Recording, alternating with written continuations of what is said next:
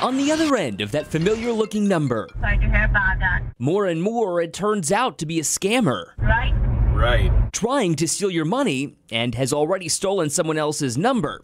If you call back, someone else answers. Hello? Who in this case is actually in Western New York. No, this number just called my phone. That phone number was spoofed. It happened to Chemo Brandon. I blew it off, but then a few days later, I started getting a couple more telephone calls from people that, hey, this number just called me. We didn't call you. The difference is Brandon owns a small business, Sugar Bush Armory, tucked away in the rolling hills of Attica. Some people who got the call were not happy. It's absolutely annoying for the person receiving it, but it's also frustrating for the business owner who's getting their number spoofed because people are making phone calls and misrepresenting you.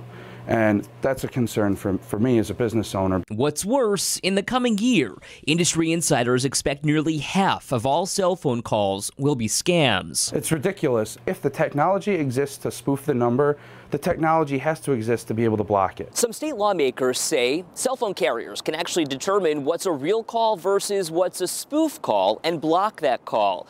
Thing is, they say they're not using any of their own technology because of possible legal action and regulation that stops them. Federal controls a lot of this, so I'm just trying to do anything we can on the state level. Senator Chris Jacobs is trying to get legislation passed statewide, removing the chains from cell phone carriers to stop robo and spoofed calls before they even get to you. So you think it'll be handled, though, this year? I do, yeah.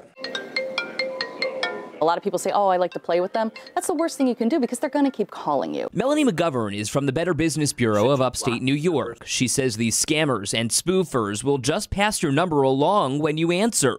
They know they've got a live person to lure in. When you pick up that phone, you know, there's automated pickups for some places like a voicemail or, you know, a prompt system like press 1 for an attendant, things like that. So if you pick up that phone and they say to opt out, press 8, you press 8, they know you're a real person, so they're going to keep calling you. The phone companies couldn't give Brandon, the business owner, a firm idea of where these calls were coming from. You would think they would have the technology to do that. They don't. Jacob says these spoof calls are originating overseas. Sorry to hear about that. They're making money on this. Obviously, people are picking up the phones and whatever scam they're trying to do is working, and it's lucrative enough that they're going to find another way to do it. And is gearing up for what's next, hoping his legislation is a model for the nation.